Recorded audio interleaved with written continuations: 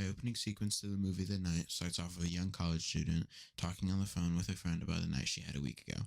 She talks about how she couldn't get much sleep and that she doesn't know what to do. Her friend suggests to see someone about the issue, and she finally gives in.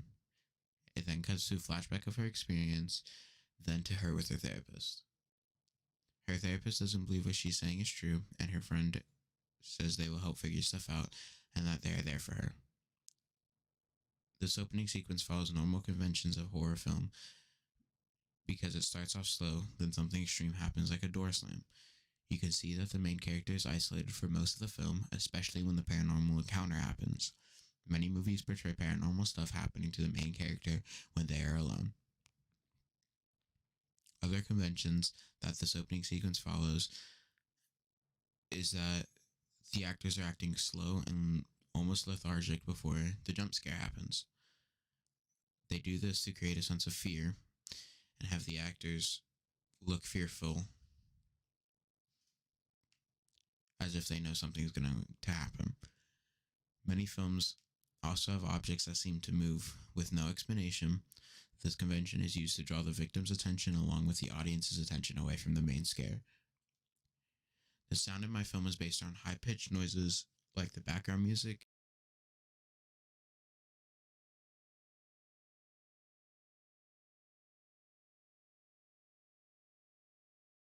and the squeaky door.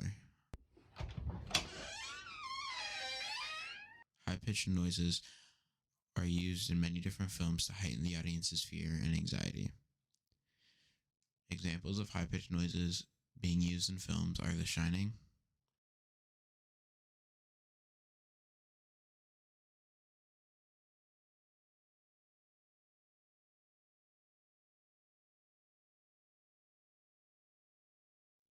and Nightmare on Elm Street, specifically their theme song.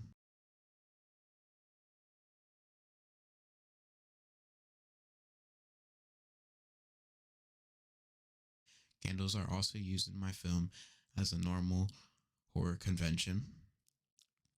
Candles are used as a sign of ghosts or curses, and they create low-key lighting, which help create a creepy atmosphere.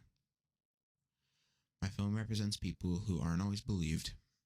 Many people have experienced things similar to my film and unimaginable experiences that are hard to understand, but people overlook these people by saying they are lying or that they are just imagining it.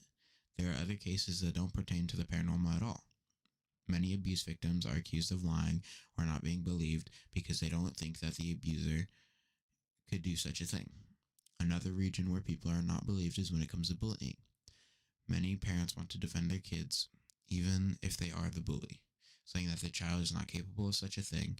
People go through things that we don't understand or want to believe. I wanted to bring light to some of these issues and that people should always be believed in something this important no matter what, no matter how crazy it sounds. Not being believed could lead to more issues and problems than if they were just believed. Other meaning for my film is seeing is believing. Many people do not believe that they're in paranormal until they experience something of their own. Back to the bullying.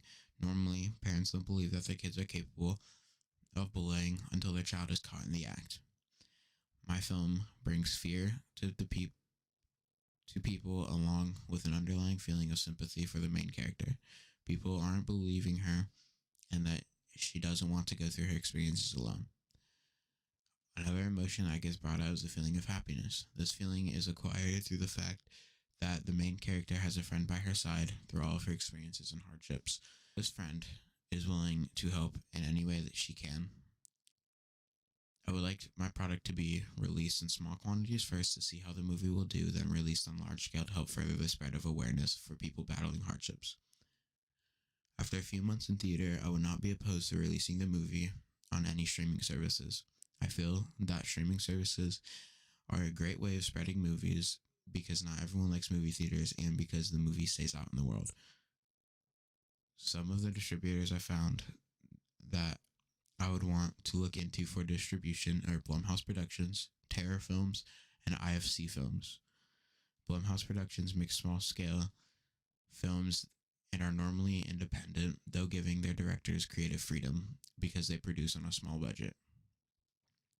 Terror Films is a great movie distributor and works on large scales, but they mainly focus on physical violence, terrifying monsters, and malevolent creatures. My film is based around paranormal and wouldn't fit their area of expertise. IFC Films is a great large-scale distributor, and they frequently work with streaming services like Hulu and Amazon. The area of expertise is sci-fi, which fits perfectly into what my film is and all my wants for distribution. In this film, I learned it's really hard to keep your hands still, and I learned how to keep them still when filming. While in some scenes I use a dolly or a chair to create a smooth pan, I had to hold the stand with my hands so the stand would not fall over while in movement. There are other aspects like problems I encountered with making the black figure look totally black in 2D. I had a problem solved to achieve this with lighting the background and illuminating the background and keeping the figure solid black. In this scene, the skateboard was really hard to get to come on screen in a steadily manner. The skateboard could have been pushed but it would have been fast at the start and slowed down quickly. Instead, the effect of it slowly and steadily coming on screen was gained by using a fishing line that cannot be seen in the movie. This fishing line was wrapped around a rod that was at the bottom of the shoe rack. Wrapping the fishing line around the rod allowed for someone off screen to pull the line upwards, making the upwards force turn into a horizontal force. To further address the problems I had during post-production and production stages of this film, sound linking was another problem I had to overcome. I had to link sounds and match them to things happening on screen. I used an editing software like iMovie to edit the whole film. Flashlights and cell phone lights were used to get the correct lighting needed for the film, and an iPhone was used for filming. I had a lot of fun making this project.